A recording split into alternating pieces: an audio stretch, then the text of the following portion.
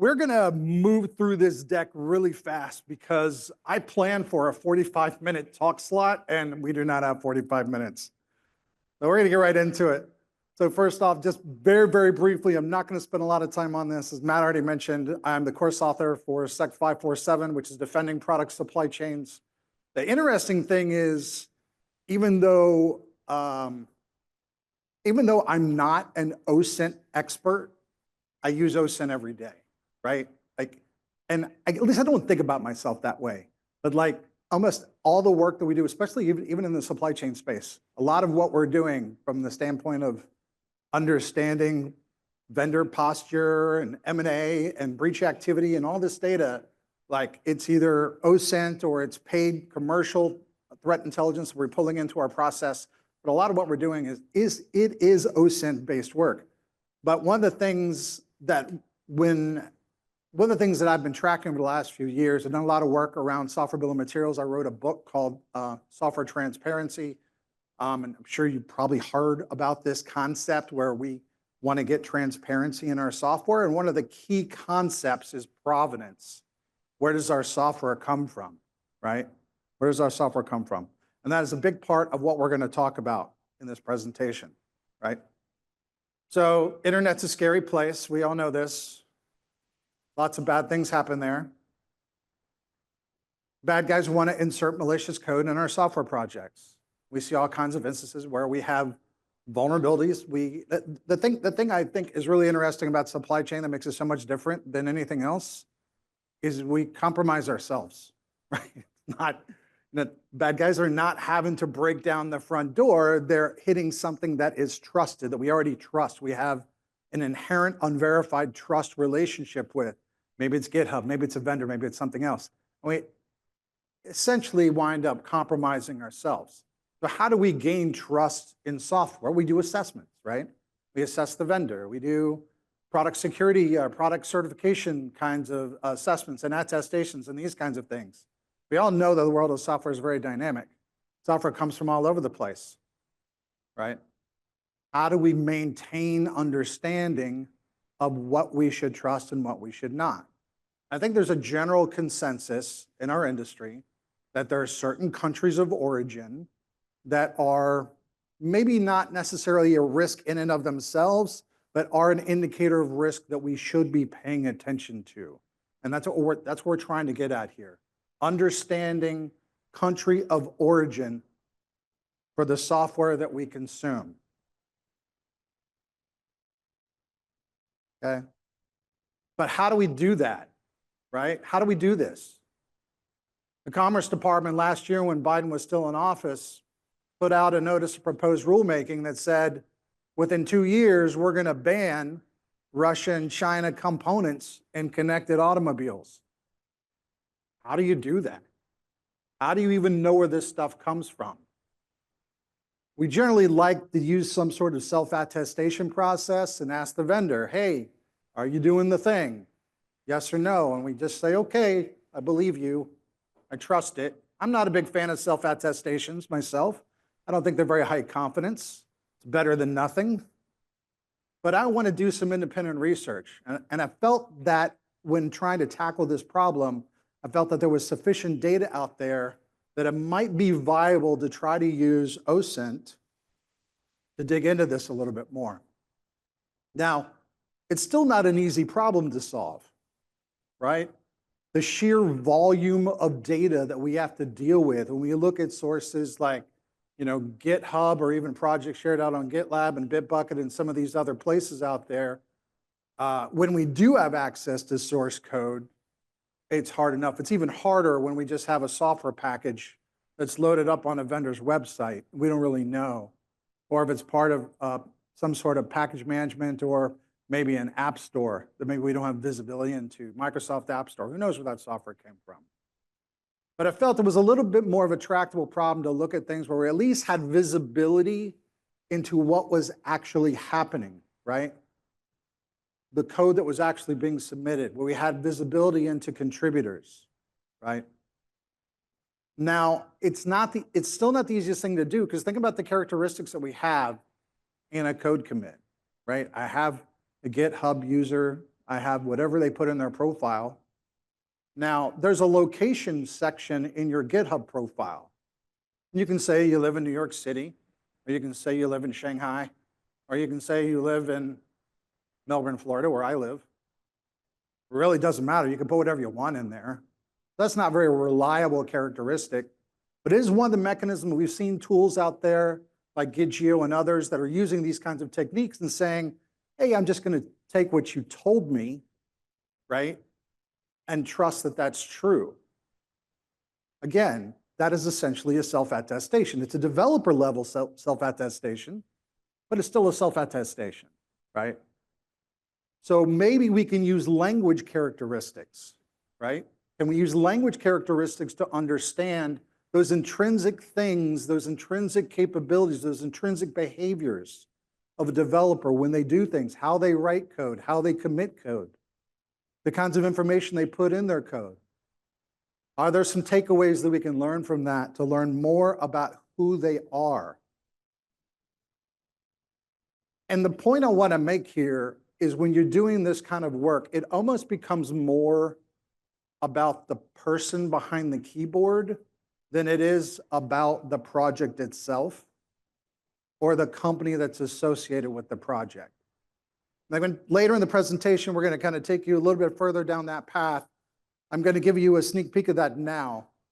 I didn't take the research all the way there because it started to enter into some really scary privacy territory that I wasn't completely comfortable with. Now, some of you may do that kind of work, especially those of you that work in Intel services.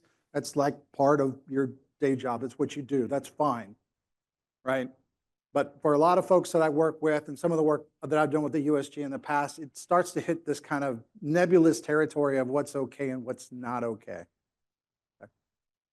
So the first thing that we looked at was just looking at the variables in code. What do I call a variable? What word do I use to name a variable?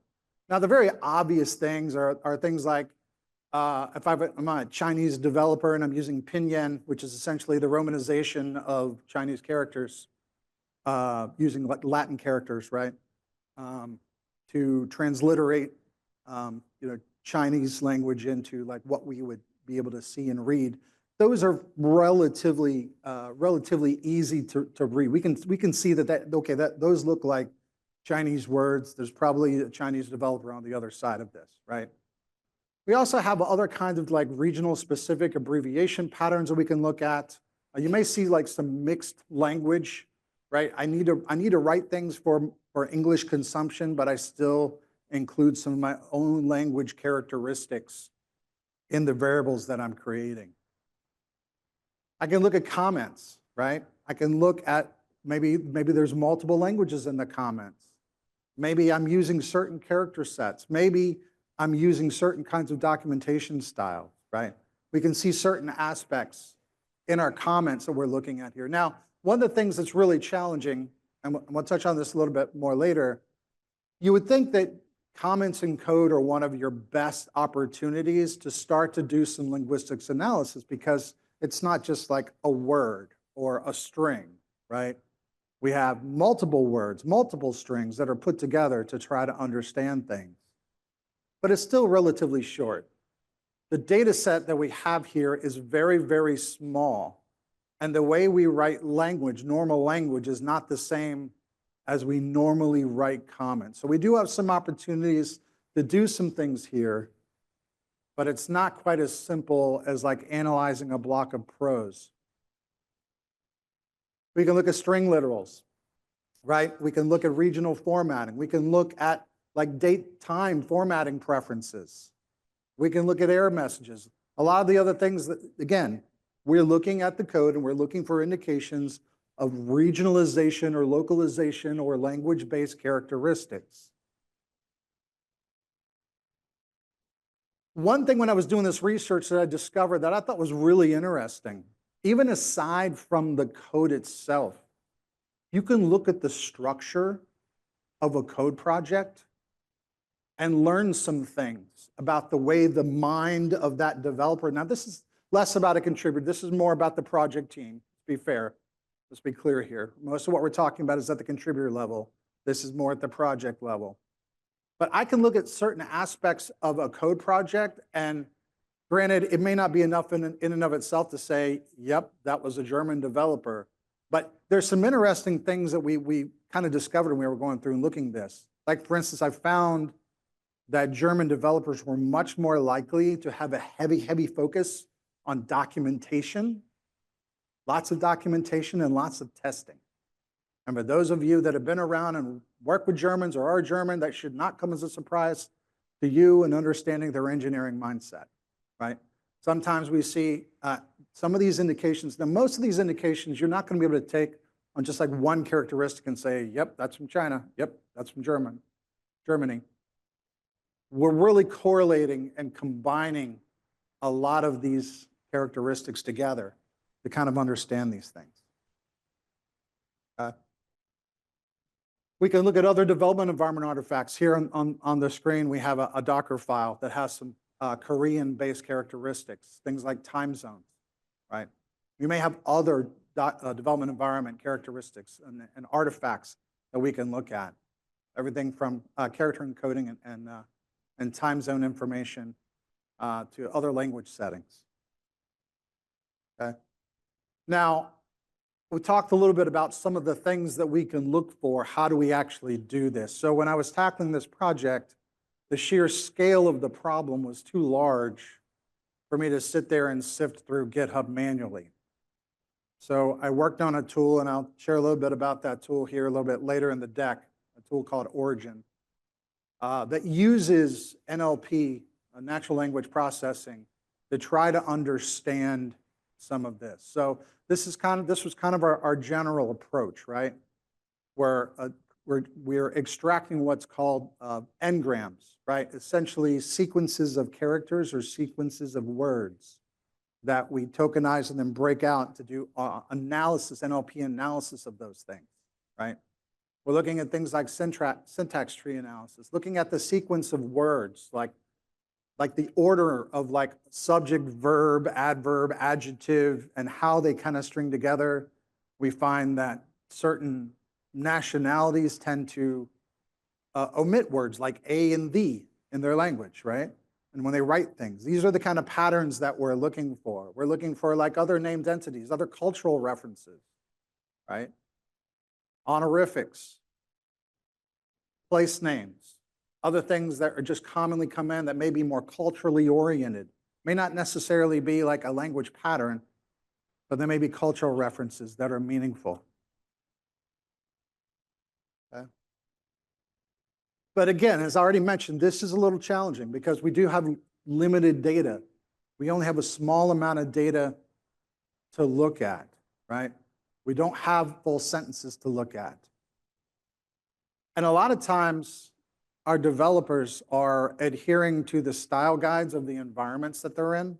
They may not necessarily be writing these things the way that they would normally write them. They may be adhering to the style and the characteristics of the project that they're working in. So we may not necessarily know if they're writing things that way because it's dictated by the project or because it's a natural characteristic. Okay.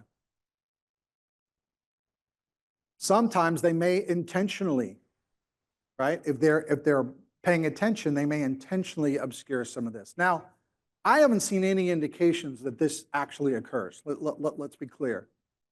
I've seen no evidence that adversarial developers are trying to pretend that they're from another country, at least in the code that I've looked at. From a profile standpoint, yeah, absolutely. We have seen instances where I look at the GitHub profile and it has a different geography than what is indicated by the analysis that we did on their contribution. I have seen that. But I haven't seen anything where people are intentionally changing the way they code to appear that they're from another country. I think that would be a sign of a more sophisticated adversary, and maybe it's happened. I don't know. I just haven't seen it myself. Okay. We have like all kinds of different languages within projects. That creates challenges, right? Looking at, and then there's other aspects like when I look at linguistic patterns, the linguistic patterns I'm looking for are based off of the targeted geographies that I'm looking for, and I may miss things, right? Like the Philippines were not one of my targeted geographies.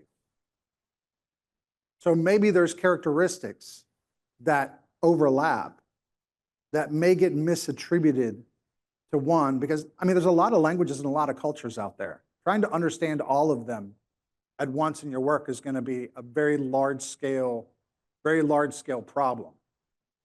I'll tell you, most of my analysis was mostly done around English and Chinese. That's where my research was. So even when we look at the language packs that I pulled into the project, from an NLP standpoint, I was mostly looking at English and China. That research needs to go a lot further, right? But that's pretty much where I was focused. Okay.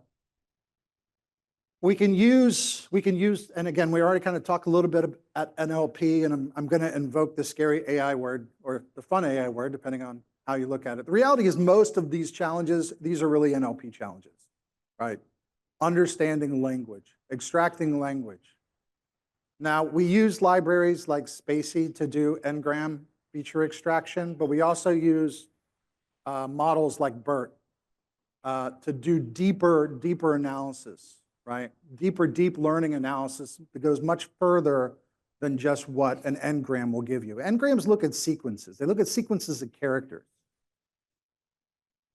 But it's hard to get context from just looking at character sequences. You may see patterns that are indicative of language, but especially when you want to go deep in your analysis and go beyond that to understand things like intent, right?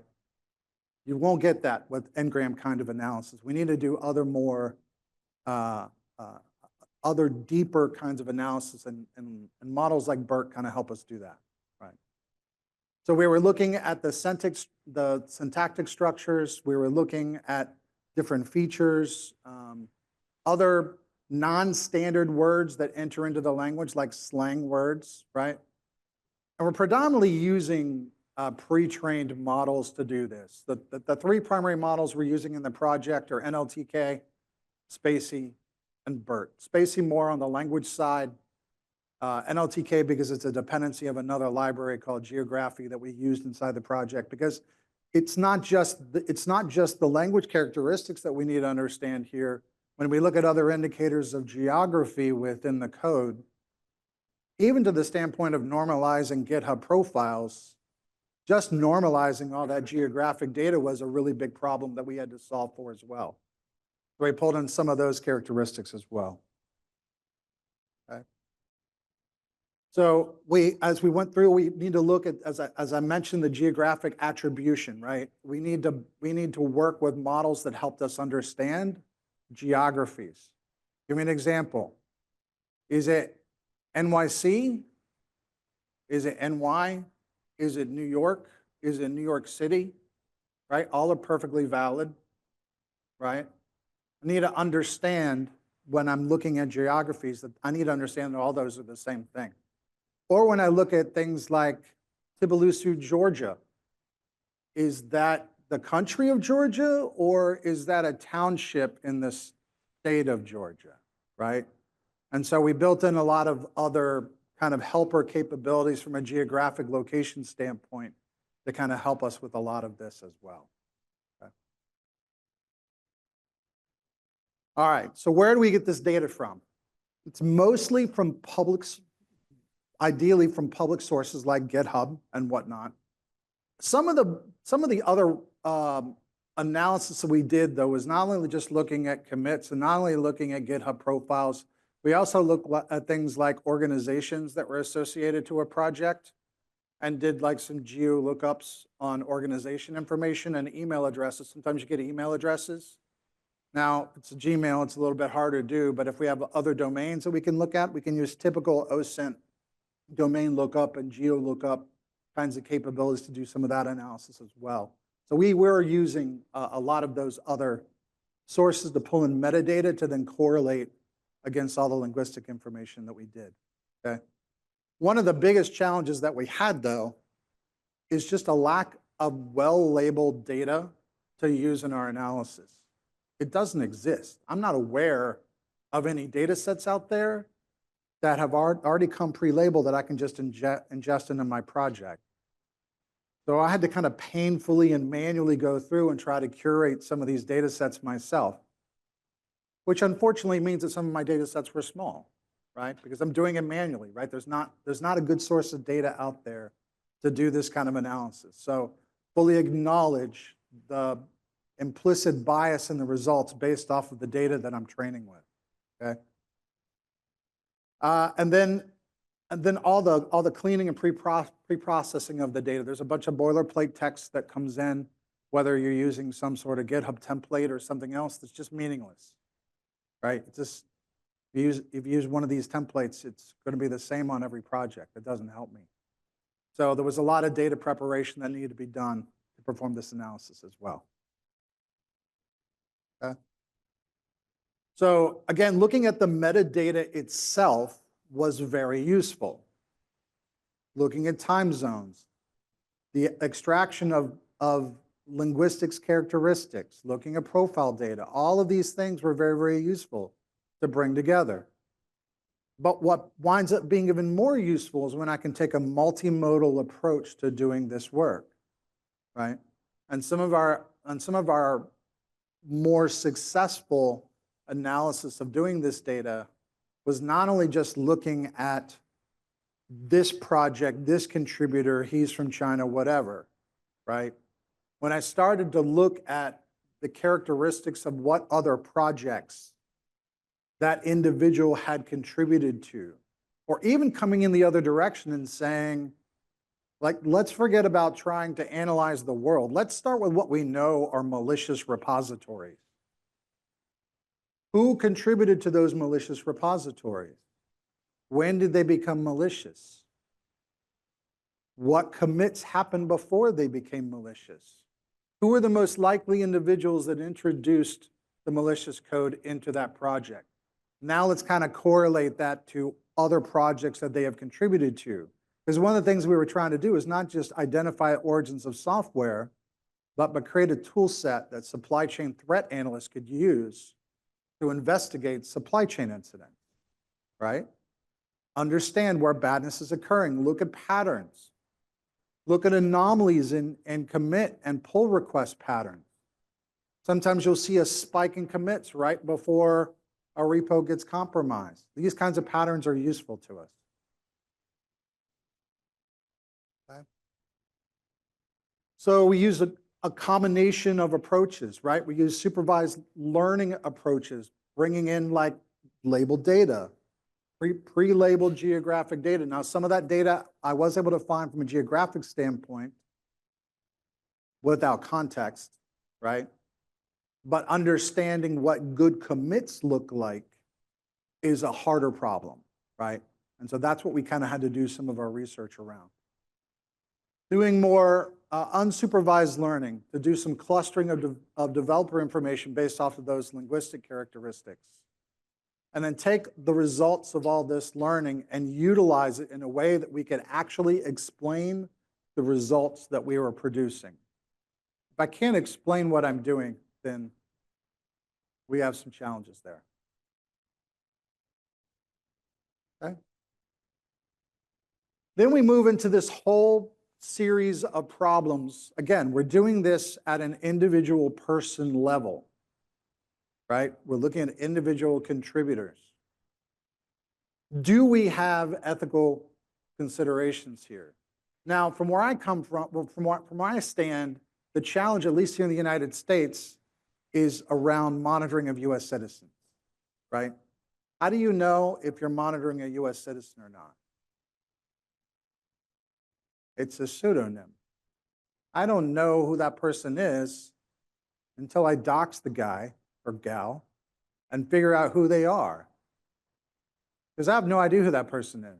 Just some name on the internet, right?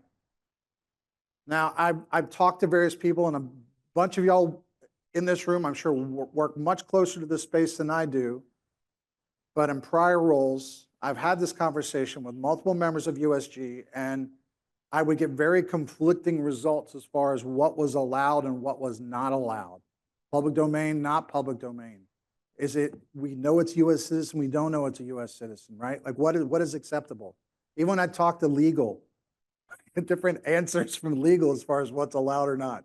So I just decided to leave it alone and stop pretty much at this point and say, but I feel like that's the next stage in doing this. Once you've identified that this individual is potentially from an adversarial country and can draw some correlations that they were engaged in some risky software development, the next step for me is trying to understand intent and trying to understand who that person is and what their geopolitical relationships are, right? That was where I wanted to take the research, but I stopped there.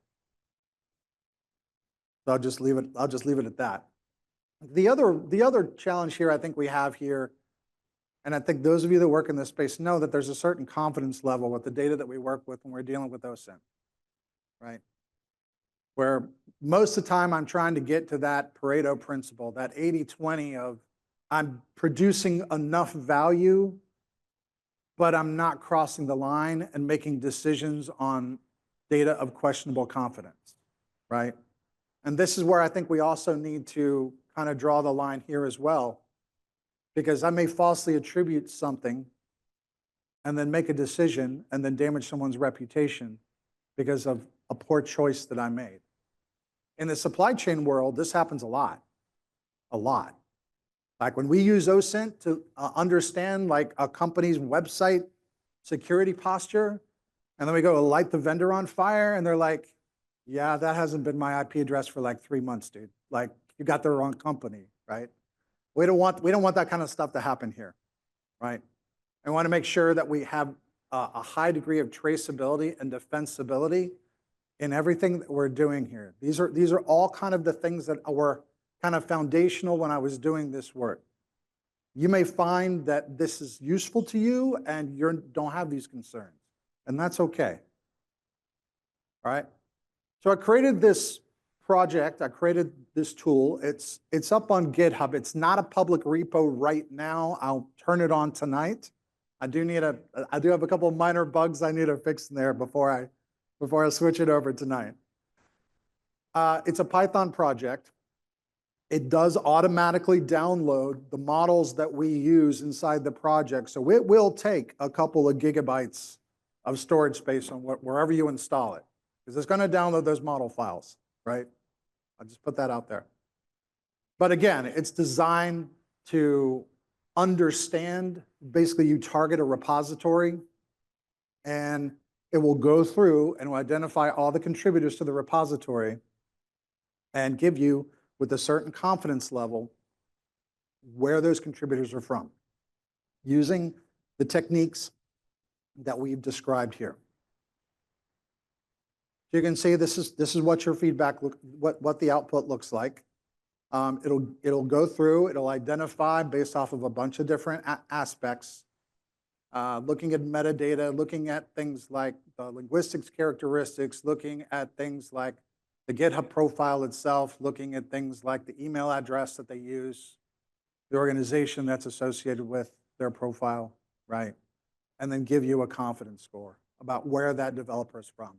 Now, I'm going to tell you, when you use, and Gitgeo is another great option that you can use to do this stuff as well, although it's only looking at the profile. It's not looking at some of the other characteristics that I'm looking at. But when you use these kinds of approaches, I'm going to tell you right now, almost anything that has widespread usage on the internet today is going to have contributions from China and Russia, probably Iran, maybe North Korea, and some other places that you might consider questionable. It does not mean that that software is compromised. It doesn't. But it is an indicator. It's an indicator that you want to dig deeper. I should make sure that's very, very clear to people. I mean, very common things. Facebook React, like the internet, like half of the websites on the internet use React, which is a JavaScript development framework. And there's tons of contributions from China. Does that mean that half the internet is compromised because there's Chinese contributions to React. I've been done an exhaustive review of React. Maybe it's compromised. I don't know. But it's unlikely. I think it's unlikely, right? So just when you're doing this, take it with a grain of salt, and make sure you know what you're looking at. So these are the primary methods we're looking at: the GitHub profile, email domain geo, linguistics analysis, and the organization name or the contributor name. Okay. We're going to keep this project going. This was some initial research that I did to essentially to kind of prove a point. And I think the point that I proved is that there is some viability to this approach, but I do not consider it to be high confident. Again, this presentation is not meant to be the silver bullet of software provenance. I don't think the silver bullet of software provenance exists, but we can provide a lot better visibility than what we have today. Right now, we have no visibility. We have no idea where our software comes from. We're just trying to give you better visibility than what you had yesterday. Okay? So we're going to continue this work. We're going to do more model training. We're going to add some additional capabilities. You see several items on here that say fix. Those are some of the bugs I need to fix before I turn it back public. It was working a few months ago, and I don't know what happened. I broke my project, so I've got to fix a few things.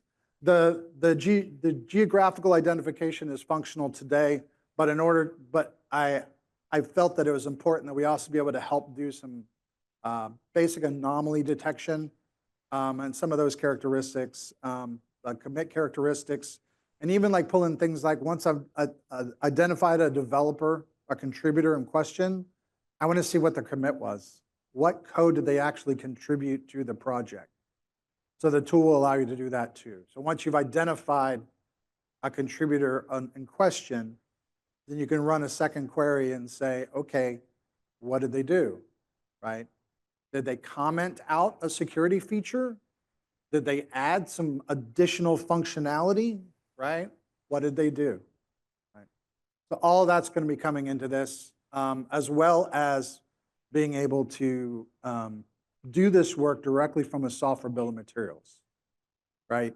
Because you may not want to go query the 30 repositories that are in your software. You may just want to feed it an SBOM and get to that. Okay? Again, we're running out of time, so I want to wrap this up.